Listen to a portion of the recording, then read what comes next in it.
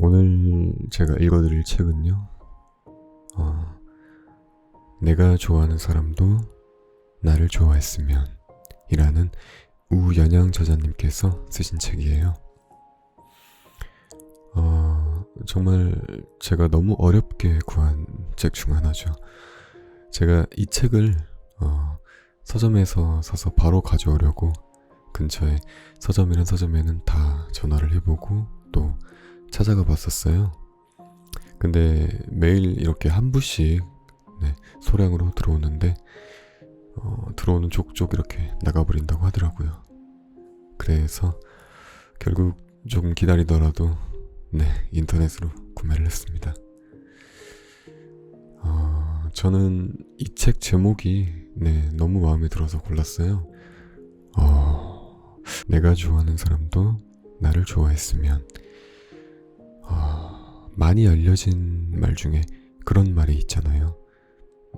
내가 좋아하는 사람이 나를 좋아해주는 건 기적이다. 물론 내가 좋아하는 사람이 똑같이 나를 100% 좋아해준다고 하면 뭐 더할 나위 없이 좋은 일이죠. 하지만 연애나 사랑이라는 게 전혀 다른 인생을 살아온 두 사람이 만나서 서로 맞춰가는 과정이기 때문에 굉장히 어렵죠. 그 과정에서 때로는 외롭고 고독할 때도 있고 또 나만 좋아하는 게 아닌가 하는 생각에 서운할 때도 있고요.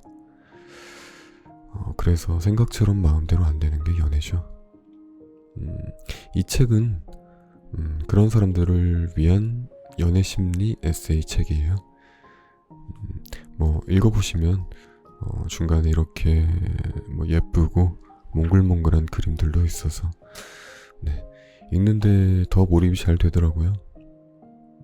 그리고 전체적으로 책의 내용이 어떤 대화를 하는 듯한 그런 연출들이 많아서 책을 읽는다는 느낌보단 한편의 영화나 어떤 드라마를 보는 듯한 그런 부드러운 느낌으로 잘 읽었던 책인 것 같습니다. 그럼 바로 한번 읽어드릴게요. 나이 차이는 정말 숫자에 불과할까? TV를 볼 때면 가끔 MC가 게스트에게 이렇게 질문하는 것을 여러 차례 본 적이 있다. 결혼 또는 연애를 한다면 애인 나이가 몇 살 차이까지 가능해요? 전 나이에 연연해하지 않아요. 좋아한다면 나이가 무슨 상관일까요? 그래, 좋아한다면 나이든 뭐든 상관없다고 생각할 수도 있겠지만 그건 어디까지나 좋아한다면이다.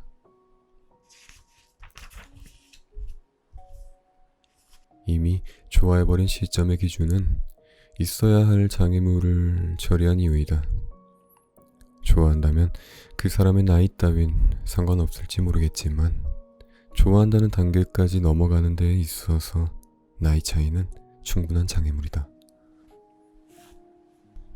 처음 그녀를 마주했을 때 그녀가 그렇게 인상이 남았던 것은 아니었다. 하지만 그녀와 조금씩 대화도 해보고 장난도 쳐보고 웃다 보니 자연스럽게 여러 가지를 알게 되었다. 그러다 보니 그녀가 어떤 눈을 하고 또 어떤 웃음을 짓고 어떤 목소리를 내는지 보고 듣고 하면서 머릿속에 새기기 시작했다.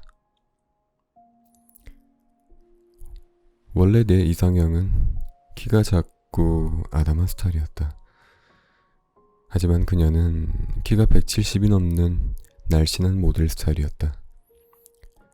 치마보다는 각선미가 잘 드러나는 청바지를 입었고 특히 발목이 보이도록 내려오는 슬랙스가 너무나도 잘 어울렸다. 하늘하늘한 원피스보다는 재킷을 주로 걸쳤고 아름답다는 말보다는 멋지다는 말이 더 잘 어울리는 여성이었다. 그녀를 좋아한다고 느낄 때는 단지 이상형 따위는 그저 망상이 지나지 않는다고 생각했다. 하지만 그녀에게 다가가기 어려운 점이 있었다. 그녀는 곧 4학년이 되는 대학생이었고 나보다 6살이나 어렸다. 그 정도가 뭐 대단한 나이 차이냐라고 별로 차이 나지 않는다고 생각할 수도 있겠지만 그건 어디까지나 나보다 나이 많은 사람들의 기준이었다. 20대 사이에서는 5살이나 6살 차이가 그리 작지 않다. 예를 들면 22살과 28살 차이와 또 32살과 38살 차이의 느낌은 확실히 다르다. 나는 자리를 잡기 위해서 직장 생활을 하는 도중이었고 그녀는 아직 자신보다 어리거나 또래 친구들과 어울리는 대학생이면서 즐기고 싶은 것과 하고 싶은 것들이 많을 때였다.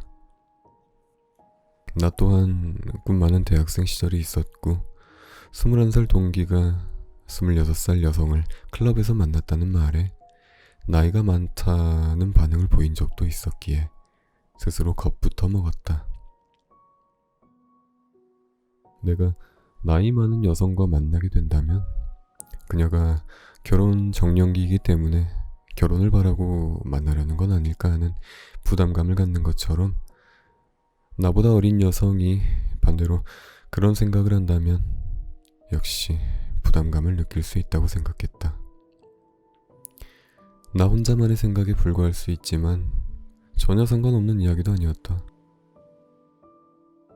그래도 그녀를 향한 마음이 있었기에 가끔은 그 갓길에 버스 정류장까지 데려다주곤 했다.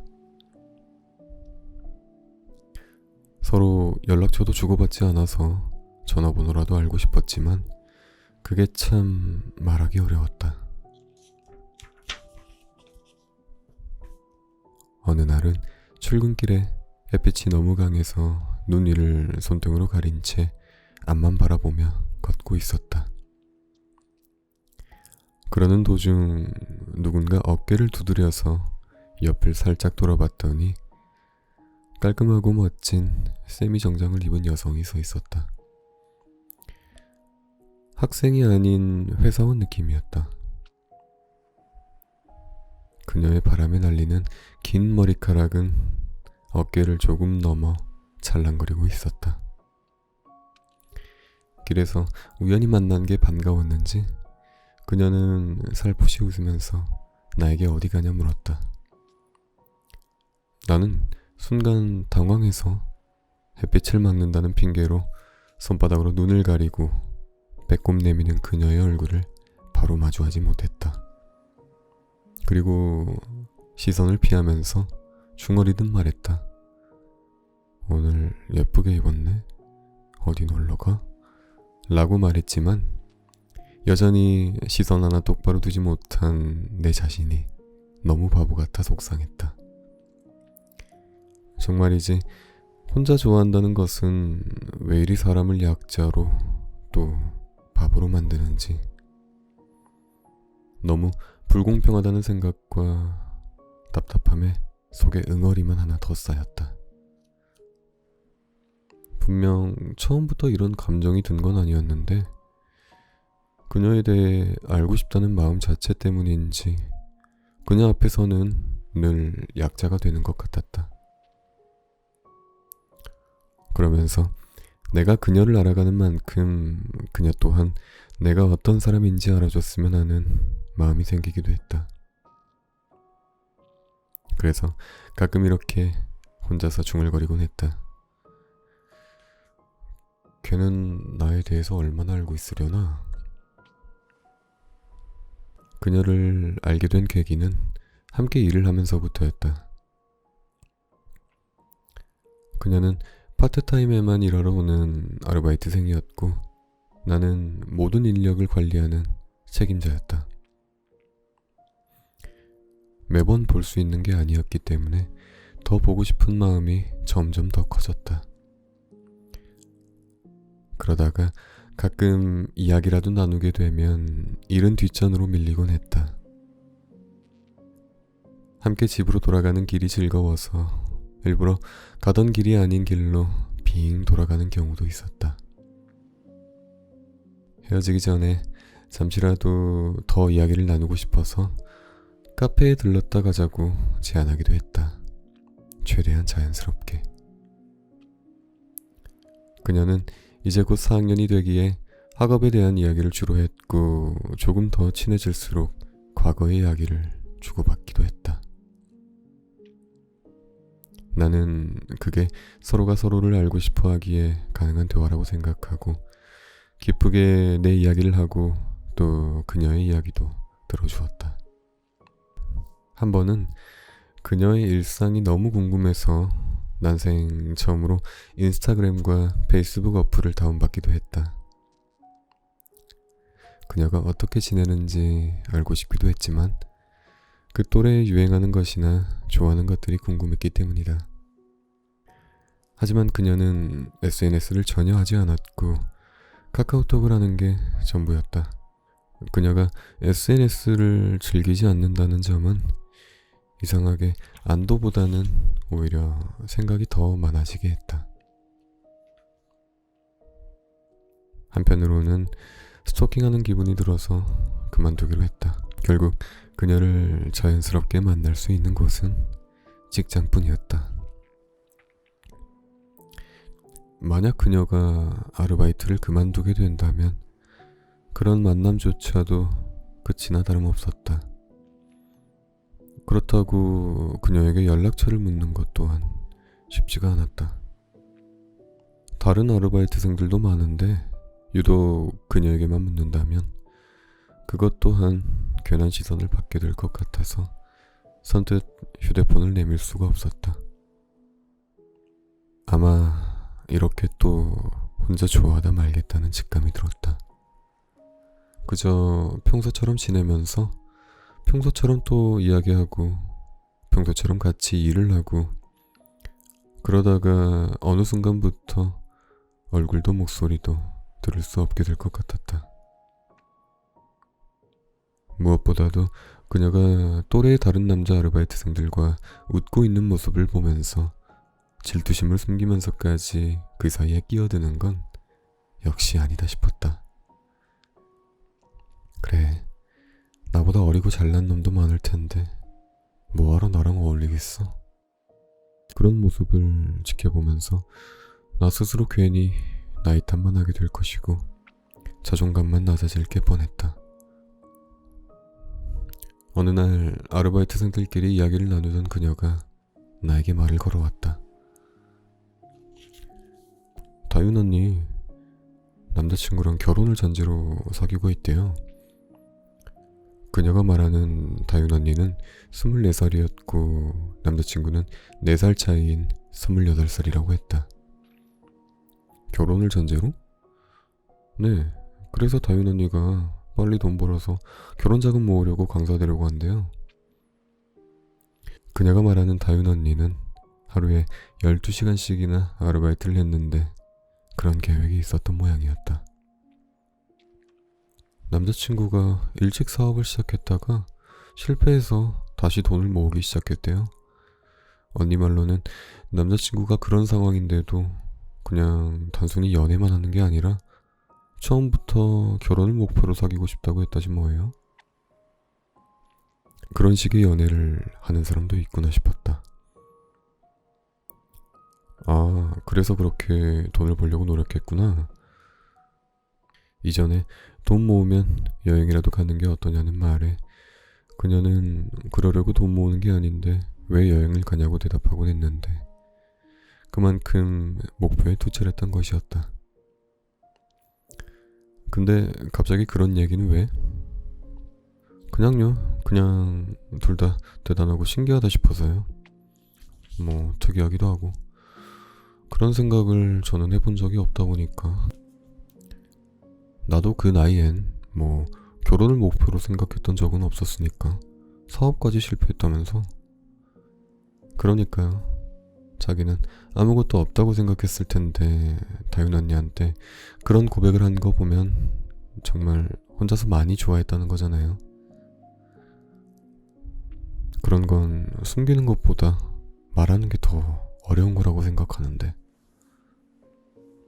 다윤의 남자친구는 푸드트럭에 도전했으나 실패했다. 그건 다윤을 만나기 전에 이야기라고 했다. 시간을 투자하고 노력을 한 만큼 힘들게 모은 돈을 잃는다는 것은 상당히 끔찍한 일이었다. 나였으면 자존감이 바닥을 쳐서 무엇 하나 잘해낼 자신감이 없었을 것이다. 그런 상황에서 누군가에게 자신을 믿어달라고, 너를 좋아한다고, 또 자신을 받아달라고 고백한 것이었다. 그런 생각을 하니 무언가가 명치 위쪽을 주먹으로 비틀어 박아대는 듯한 그런 느낌이 들었다. 문득 이런 생각이 들었다. 지금 나이 차이 때문에 내 마음을 전하지 못하고 있는 거라면, 반대로 정말 나이 차이가 별로 나지 않는다면 내 마음을 진작에 전할 수 있었을까? 아마 그렇지 않을 것이다. 그 반대의 경우에도 나는 그녀가 나를 받아주지 않을까 하는 걱정에 변명거리를 만들고 있을 겁쟁이였을 것이다. 한편 23살의 그녀를 너무 어리게만 본 게 아닐까 하는 그런 생각도 들었다. 분명 어리긴 하지만 나를 너무 과대평가하고 그녀는 너무 과소평가한 게 아닌가 싶었다. 그녀는 어리고 나는 어른이니까 내 마음을 이해하지 못하겠지? 이해 자체가 불가능하겠지라는 식으로 나의 자존감은 물론 그녀의 자존감까지 내 멋대로 낮추고 있었다. 그제야 그녀를 아예 볼 수 없기 전에 무언가 말이라도 건네야겠다는 의지가 생기기 시작했다. 그렇게 그녀에게 고백하기로 결심한 날은 매우 추운 날이었다. 타코야키 포장마차 앞에 긴 줄을 서면서 긴장을 풀었다. 입안에 뜨겁게 난리치는 타코야키를 먹으며 그녀와 이것저것 이야기들을 풀어내고 있었다. 저는 뜨거운 것을 잘 못 먹는데 이렇게 또 먹게 되네요. 왜? 왜 뜨거운 것을 못 먹어? 체질이 좀 그래요. 어릴 적부터 몸이 약하기도 했고, 그래서 커피도 잘 못 마시고 늘 차가운 음료만 마셔요. 여전히 그렇게 그녀에 대해 하나씩 알아가고 있었다. 매번 그러고 있었고 또 계속 그러고 싶었다. 타코야키를 먹으면서 진지한 이야기를 하면 좀 멋없어 보일 것 같지만 미루다가 다가온 이 순간이야말로 고백할 수 있을 것 같았다. 타코야키를 다 먹고 나는 그녀를 바로 보내지 않았다. 그런 나를 보고 그녀 또한 살짝 어리둥절한 표정이었다. 사실 너한테 부담될까봐 얘기를 못했거든. 그 말을 시작으로 분위기는 예상했던 대로 매우 차분해졌고 그녀의 얼굴에도 고스란히 드러났다. 미소 짓던 그녀의 얼굴이 진지하게 변해가는 걸 보면서 계속 말을 이어갔다. 주변은 자동차 소리나 사람들 소리로 가득했지만 내 말은 똑바로 잘 전해지는 것 같았다. 어떤 소음에도 방해가 되지 않았다. 나의 말에 그녀는 당황한 건지 나의 시선과 맞닿지 않는 다른 쪽으로 시선이 향했다. 갑자기 길거리에서 타코야키를 먹다가 무슨 말을 하는 건지 다시 생각해보면 정말 어처구니 없을 것 같다는 생각이 들었다.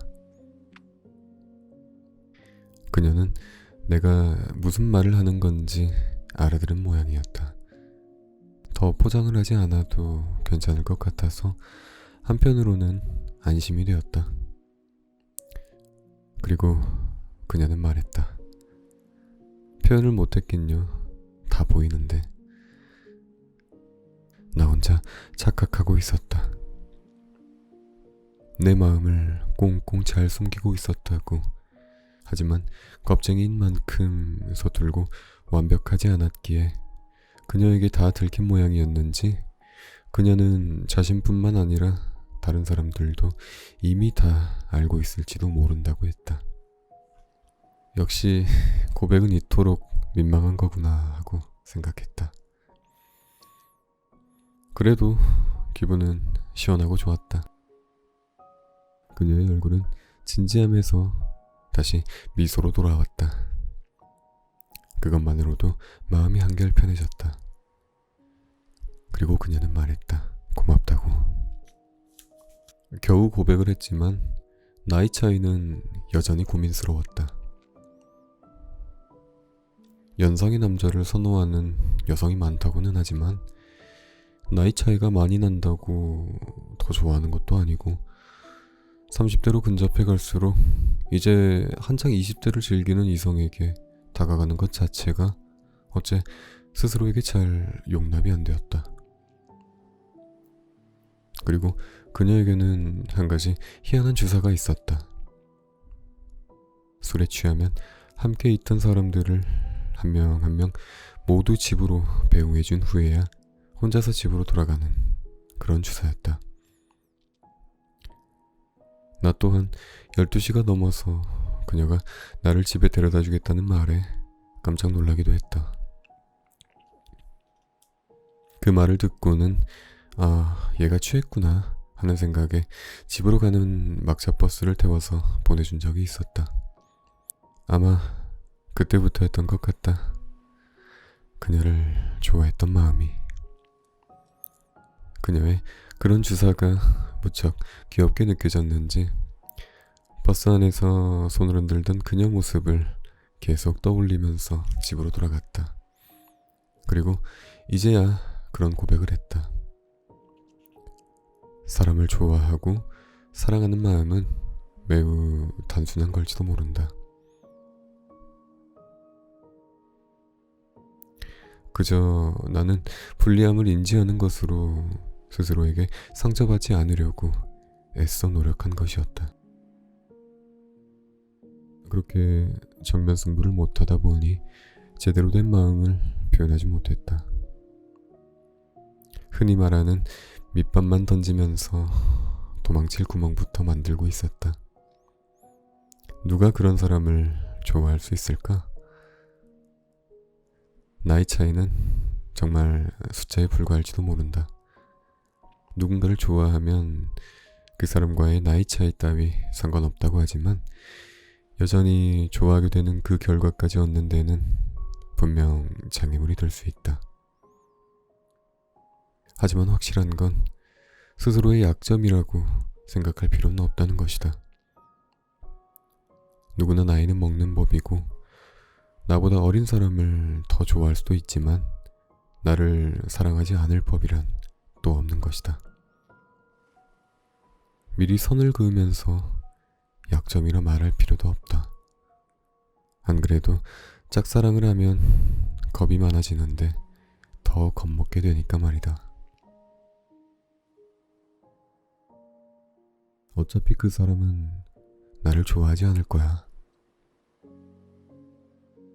내가 일하는 곳은 소개팅이나 데이트를 하기 좋은 곳으로 나름 소문난 레스토랑이다.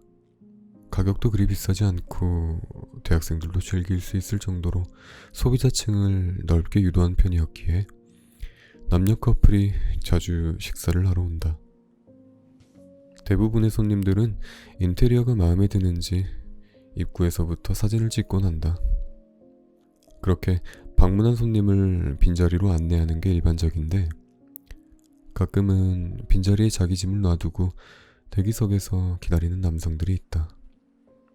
그런 경우 직원들은 소개팅을 하러 온 거구나 라고 생각한다. 그 후 여성분이 들어오면 함께 테이블로 이동한 뒤 1시간가량 식사를 하면서 이야기를 나누는 모습을 볼 수 있다. 그 옆에서 보조 역할을 했던 아르바이트생에게 물어보았다. 너는 소개팅 몇 번이나 해봤어? 그 말에 그녀는 곤란한 듯 눈도 마주치지 않으면서 말했다. 한 번도요. 말을 끝까지 잊지도 않았고 잘 들리지도 않았지만 한 번도 하지 않았다는 말인 것 같았다. 그녀는 나름 우수한 국립대학교 학생에 혼자 자취생활을 하고 있었다. 성실했고 부끄러움을 많이 타긴 했지만 그 이전에 낯을 많이 가렸다. 심한 경우에는 주변 사람들과 말도 잘 섞으려고 하지 않았다. 왜 소개팅 안 해봤어? 라고 다시 물었고 그녀는 대답했다. 다른 사람이 저를 이성적으로 좋아할 리가 없으니까요. 그녀는 그렇게 단정짓고 있었다. 화장기 하나 없고 자신을 꾸미는 것에도 관심이 없는 건지 아니면 그러기 싫거나 혹은 할 수가 없는 것인지 그런 그녀는 그저 묵묵하게 일을 계속하고 있었다. 내가 그녀에게 무슨 말인가 해줄 수 있다고 한들 쓸데없는 참견이라 여길 것 같았다. 누군가를 좋아하는 것에서 망설이게 되는 이유 중 하나는 자존감 때문일 수 있다. 누군가를 좋아하는데 괜히 겁이 나서 스스로 자신을 한없이 낮추곤 한다. 다른 사람이 나를 좋아할 리가 없다면서 말이다. 그 반대인 사람은 상대방이 나를 먼저 좋아해주지 않더라도 먼저 적극적으로 나선다. 자존감은 그런 차이를 만든다. 대부분의 사람들이 외모에서 그런 이유를 찾곤 한다. 이제는 쌍꺼풀 수술은 미용이라고 할 정도로 외모지상주의인 세상이다. 그만큼 아름다운 여성이나 멋진 남성들은 늘어나고 또 그런 사람들을 보면서 열등감을 느끼거나 마냥 부러워하는 사람들도 함께 늘어나고 있다. 그러다가 괜히 스스로 자존감을 낮추기도 하며 그런 경쟁자나 연적이 있으면 시작도 하기 전에 패배감을 갖고 물러서기도 한다. 예전에 그런 커플이 있었다. 논스톱이라는 시트콤에 나오는 가상으로 만들어진 커플이지만 그 안에서 사각턱에 알바만 주구장창 다니는 박경림과 학교 최고의 킹카인 조인성 커플이었다. 10살도 되지 않았던 나는 개성 있는 캐릭터들 때문에 그 시트콤을 자주 시청했는데 이 예상치 못한 커플로 인해 시청률 또한 고공행진 중이었다.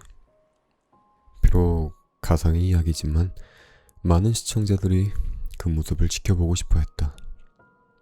두 사람이 커플이 될 거라고는 쉽게 예상할 수 없는 일이었다. 심지어 두 사람은 시트콤에서 결혼까지 했다. 서로의 어떤 점에 반했던 걸까? 모든 것이 완벽할 정도로 멋진 조인성은 박경림의 어떤 점에 반한 걸까? 이런 의문점 자체가 편견일 수도 있지만 사실 누구나 궁금해했던 부분이다. 분명 호감 가는 외모는 큰 무기가 될 수 있다. 면접에서든 소개팅에서든 유리한 입장에 놓일 확률이 높기 때문이다. 그렇기에 모두가 멋있고 예뻐지고 싶어 한다. 반대로 외모 때문에 아예 도전을 시작하지도 않거나 포기하는 사람들이 있다. 그러다가 결국 그 사람은 나를 좋아하지 않을 거야 라는 생각이 뿌리 내린다. 외모는 큰 역할을 하긴 하지만 역시 전부는 아니라고 생각한다. 아무리 예쁘고 멋진 걸 좋아하는 사람들이 많다고 해도 나는 누군가가 자신을 좋아하지 않을 거라는 그런 마음을 가진 사람에게 스스로에게 먼저 자신이 다른 사람에게 내가 어떤 사람인지 보여주기나 했는지 묻고 싶을 때가 있다. 바로 그 아르바이트생이 그런 말을 할 때처럼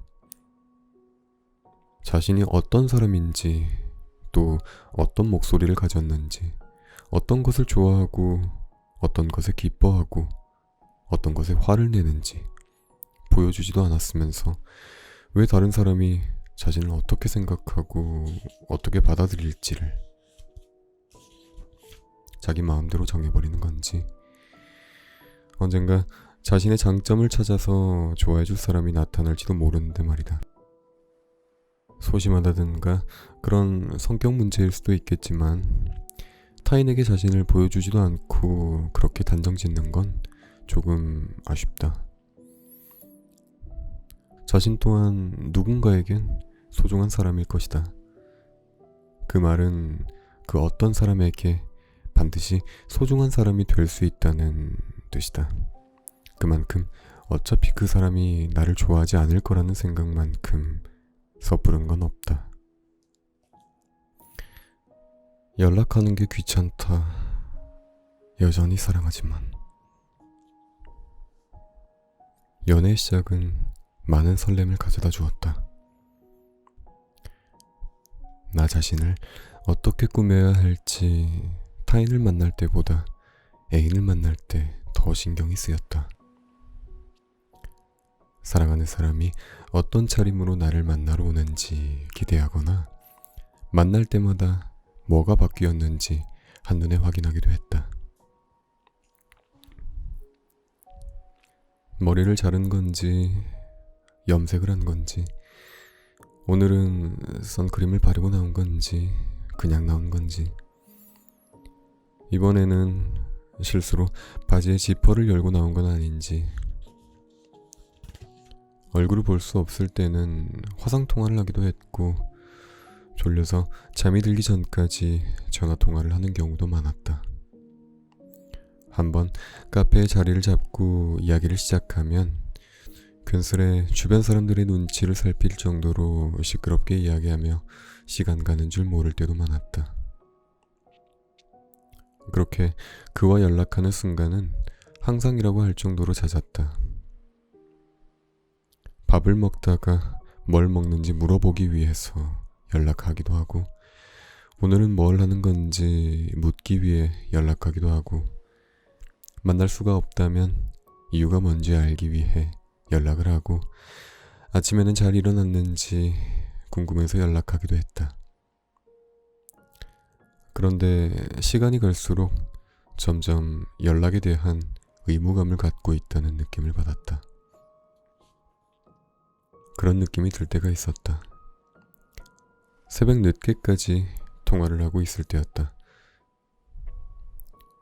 그 사람은 내가 말을 하는 도중에 졸곤 했는데 결국에는 도저히 졸음을 참을 수 없으니 통화를 그만하자는 말을 들었을 때였다. 그 사람과 전화통화를 끊고 누웠는데 내 전화가 잠을 방해할 정도였나? 라는 생각에 잠을 설치고 말았다. 대체 내가 무엇을 위해 연락했나 싶었다. 그동안에도 그런 생각이 전혀 없었던 것은 아니었다. 나도 그에게 받은 연락의 모든 타이밍들이 전부 좋기만 했던 것은 아니었으니까. 사실 그런 생각은 하면 할수록 괴롭기 마련이었다. 어찌 보면 그리 심각하게 생각할 것도 아니다 싶었지만 그동안 나와의 대화를 견뎠다라고 생각하니 고민이 깊어질 수밖에 없었다. 그 사람은 나와 대화하기 싫어서가 아니라 단지 졸음을 버틸 수 없었기에 한 말이었을 뿐인데, 그래, 내가 너무 말을 많이 해서 잠도 못 자게 했지? 라고 말하면 그저 어린애가 투정 부리는 것밖에 안 된다는 생각이 들었다. 그 정도로 어리광을 부리거나 그 사람을 곤란하게 만들 생각은 없었다. 그런 생각들이 계기가 되었던 것 같다. 삐쳤다기보다는 좀 편하게 둬보자 라는 생각이었다. 그걸 변화라고 말해도 괜찮은지 잘 모르겠어서 내심 조심하기도 했다. 그렇게 지속되다 보니 언제부터인가 서로에게 보내는 톡이나 전화 횟수가 점점 줄어들었다. 여전히 사랑하는데 내가 그 사람을 믿기 때문인지 그 사람도 나를 믿기 때문인지 별다른 연락을 하지 않고 하루를 보내기도 했다. 하지만 그런 날이 있었음을 자각할 때면 마음 먹고 다시 그런 생각을 해본다. 설마 이틀 동안이나 연락을 안 하지는 않겠지? 라고. 그러곤 먼저 연락하지는 않기로 한다. 근데 정말 이틀 연속으로 연락이 오지 않았다. 순간 미친 거 아냐? 라고 마음속으로 말했다. 어쩌면 나는 사실 연락을 자주 하는 게 귀찮아졌던 건지도 모른다고 생각했다. 그전에는 연락의 빈도가 애정 표현의 증거라고 칭하며 그만큼 사랑을 주고받고 있는 거라고 생각하고 있었다. 좋아하기에 메시지라도 주고받고 싶은 건 당연한 것이고 매번 그 사람과 무엇이든 이야기를 나누고 싶었다. 내가 그런 마음이니 그 사람도 그랬어야 했다. 그게 맞는 거라고 생각했다. 그런데 그런 마음이 줄어든다니 문제 있는 거 아닌가? 나의 사고방식은 그러했다. 그렇기에 연락이 줄어든다든가 귀찮아진다는 건 우리 사이에서 위험 신호가 아닐까 하는 그런 생각이 들었다. 많이 사랑하기에 많이 연락하고 뭘 하는지 알고 싶고 항상 대화하고 싶다고 생각했는데 이틀 동안 연락이 없자 과연 이 사람은 뭘 하기에 나에게 연락을 하지 않는 걸까 하는 의문이 들었다. 그 사람에게 연락이 오기 전까지 신경이 쓰인 건 분명했다. 그에게서 연락이 오자마자 안절부절했던 마음이 풀리기는 했지만 답답한 건 여전했다. 뭔가 근본적으로는 풀리지 않았기 때문이다. 미안, 연락하지 않아서 화났어? 화가 전혀 안 난 것은 아니었다. 분노라고 할 것까진 없지만 그 감정보다는 위기감이 더 앞지르기 때문에 신경이 조금 더 날카로워져서 예민해진 기분이었다. 그만큼 더 신중한 이야기를 하기 위해 그의 이야기를 잘 들어봐야 했다. 아니, 화는 안 났어. 근데 왜 연락 안 했어? 그 말에 그는 나와 똑같았던 생각을 말했다. 이틀 동안 연락이 없기에 정말 안 하나 싶어서. 이상한 부분에서 통했구나 하는 생각도 했지만 이 상황이 맞는 건지 미묘한 기분이 들었다. 잠시 안심이 되었지만 다시 신경이 곤두섰다. 물론 연락이 없는 동안 그 사람이 뭘 하고 있는지는 알 수 없다. 하지만 그는 연락이 없던 동안 무얼 했는지 하소연을 하듯 다 이야기해 주었다.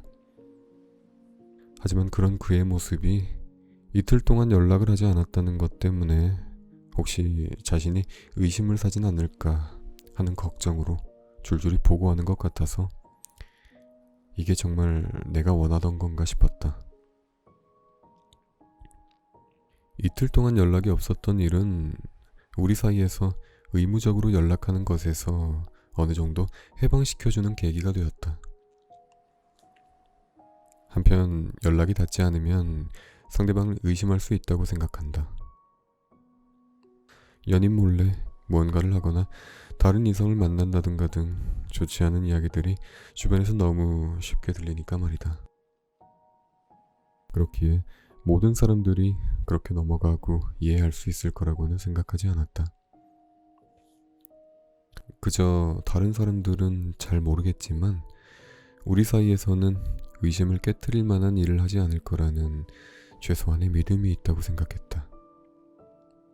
그렇게 모범적이며 참다운 연인이 있겠냐고 비아냥거릴지는 모르겠지만 우리가 서로 공유하는 시간과 감정들은 다른 사람에게 설명해준다고 한들 그저 고개만 끄덕일 뿐 완전히 이해시킬 수는 없기 때문이다.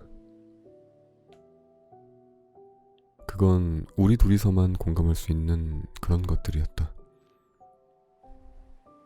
그런 신뢰가 쌓여 있다는 전제 조건 때문에 가능했던 것 같다. 그리고 그런 전제 조건이 있더라도 애정의 증거라고 생각했던 잦은 연락은 귀찮아질 수도 있다는 것을 인정해야 했다. 그동안에 해왔던 것에 부정당한다는 느낌이 들 수도 있겠지만 인정한다는 것이 그리 어려운 것은 아니라고 생각했다. 좀 더 자신을 쿨하게 만들 수 있지 않을까 하고 긍정적으로 생각해 보기로 했다. 내가 그 사람을 믿지 않는 것도 또 사랑하지 않는 것도 아니니까. 여전히 사랑하는 건 똑같았다. 그저 우리가 사랑을 하면서 싫어진 건 그저 일일이 해야 하는 의무적인 연락일 뿐이었다. 그래도 역시 하루에 한 번도 연락이 없는 건 좀 그렇지? 정 그러면 일 끝나고 못 만나는 날에는 집 문이랑 같이 셀카 찍어 보내주는 걸로 할까? 그게 더 귀찮을걸? 그냥 전화를 해. 시간 많이 안 잡아먹을게. 그래도 언제든지 필요하고 원할 때 목소리를 듣고 싶은 마음은 여전했다. 믿건 말건 목소리라도 듣고 싶은 마음은 지금도 변함없으니까. 이별과 외로움, 그 연애의 끝.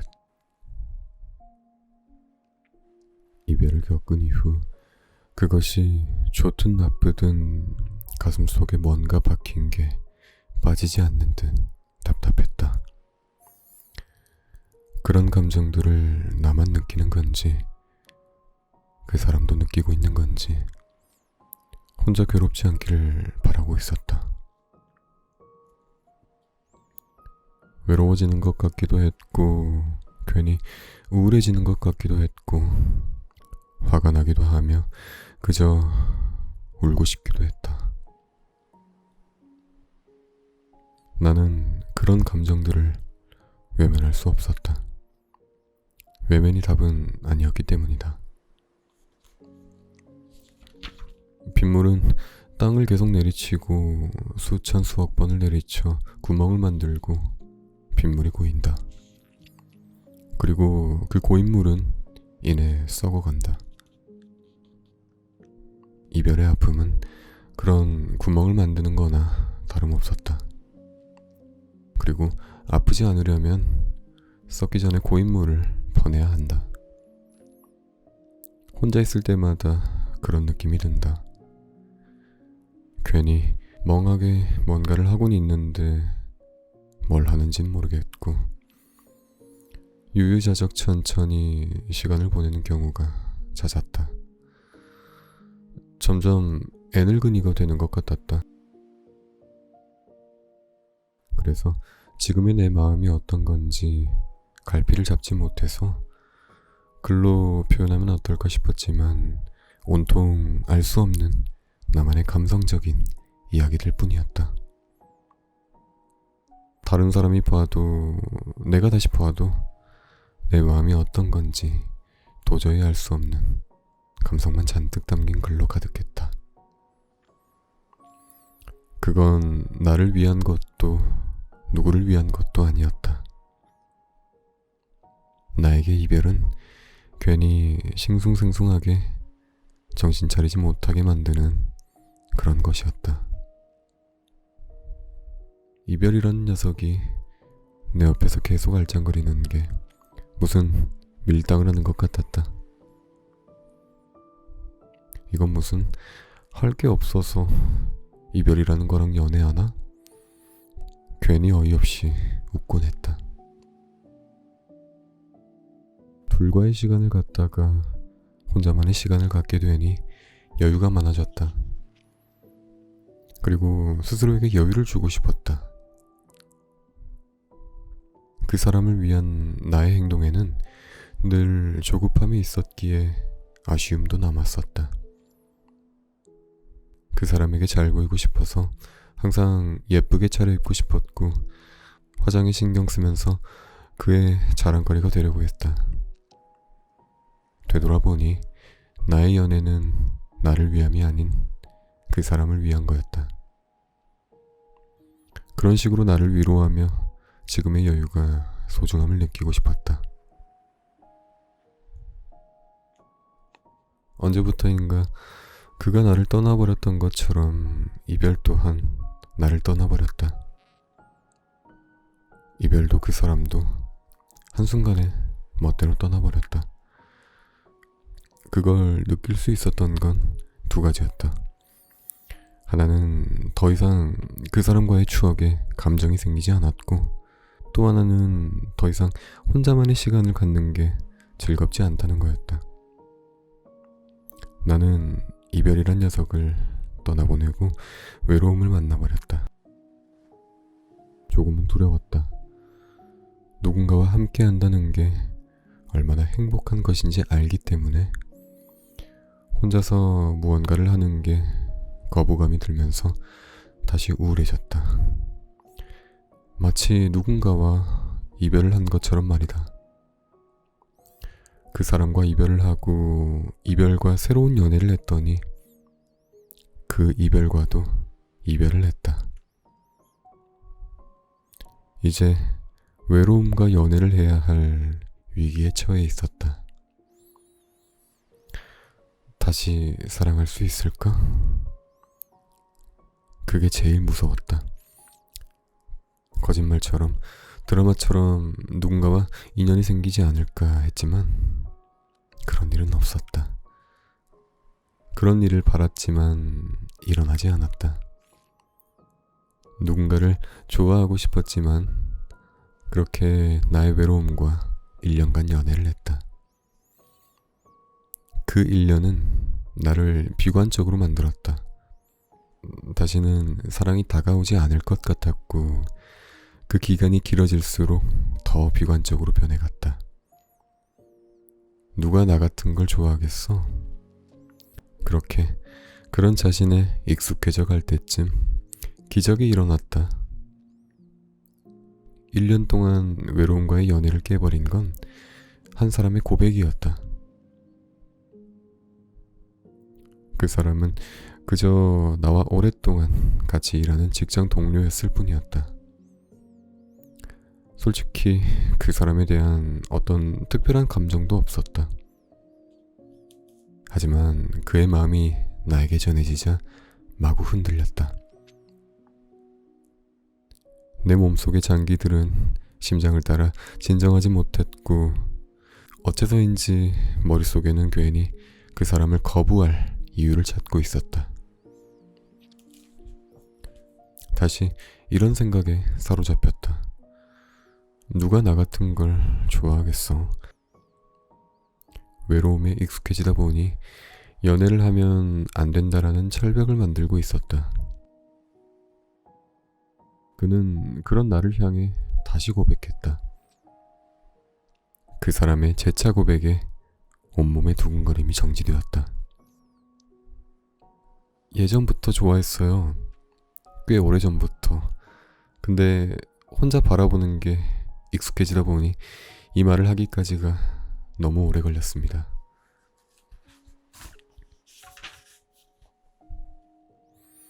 그 말을 하는 동안 그는 숨을 쉬지 않는 것처럼 보였다. 그는 나보다 더 오랜 시간 외로움과 연애를 하고 있었다. 그 사람에게 동정을 느끼는 게 아니었고, 안쓰러움에 그를 받아들인 것도 아니었다. 나 스스로 사랑받을 수 없는 사람이라고 느끼고 익숙해진 것처럼 그 사람도 내가 받아주지 않을 거라며 스스로 만든 외로움에 한때는 지고 있었지만 이제는 그 시간을 싸우며 온전히 이겨냈다. 고백하려던 게 너무 오래 걸렸다는 말이 그런 것을 뜻했다. 나의 두근거림은 나도 먼저 사랑받을 수 있는 사람이었다는 그런 행복감이었고, 순간 두근거림이 멈췄던 건 나에게 다가오려고 하기까지 그 사람의 외로운 싸움이 얼마나 고되었을지를 느낄 수 있었기 때문이었다. 그로 인해서 내가 사랑받을 수 있구나 하는 마음이 강하게 와닿았고 간절해졌다. 외로움과의 연애는 그렇게 자신의 가치를 망가뜨리고 있었다. 그 사람과의 연애에서 이별하고 이별과 연애했다. 그리고 이별과 이별하며 외로움과 연애를 했다. 우스운 이야기이고 표현일지 모르겠지만 정말로 그랬다. 그 과정 속에서 나도 모르는 만큼 굉장히 지쳐 있었기에 내가 누군가로부터 과연 사랑받을 수 있을까 하는 생각을 가슴속에 두고 있었던 것 같다. 그렇게 사랑받을 수 있다는 게 얼마나 행복한 일인지 알기에 그 사람이 더 소중해졌다. 사소한 것 하나까지도 웃으면서 들어주는 사람을 마주한다는 것이 얼마나 행복한 것인지 처음 느끼는 것 마냥 행복했다. 하지만 다시 이 사람과 똑같이 이전의 절차를 밟을까봐 두렵기도 했다. 한편으로는 이 두려움으로 인해 사랑에 대한 소중함을 더욱더 알게 된 때문인지 이 사람과의 사랑을 더 간절하게 느낄 수 있었다. 두근두근 심장 소리가 더 선명하게 들리는 것처럼. 당신은 나의 어떤 점이 좋았나요? 나는 그런 질문을 좋아한다. 그러면 그 사람은 웃으면서 나의 장점은 이런 것이라며 이것저것 말해준다. 나는 그 사람의 말로 인해 얼마나 좋은 사람이 될 수 있는지, 또 얼마나 사랑스러운 사람이 될 수 있는지 깨달았고 행복감을 느꼈다. 그리고 나도 그에게 말한다. 내가 왜 그 사람을 사랑하는지, 끝까지 서로의 마음을 보여줄 수 있는 그런 솔직한 사랑을 하고 싶다고.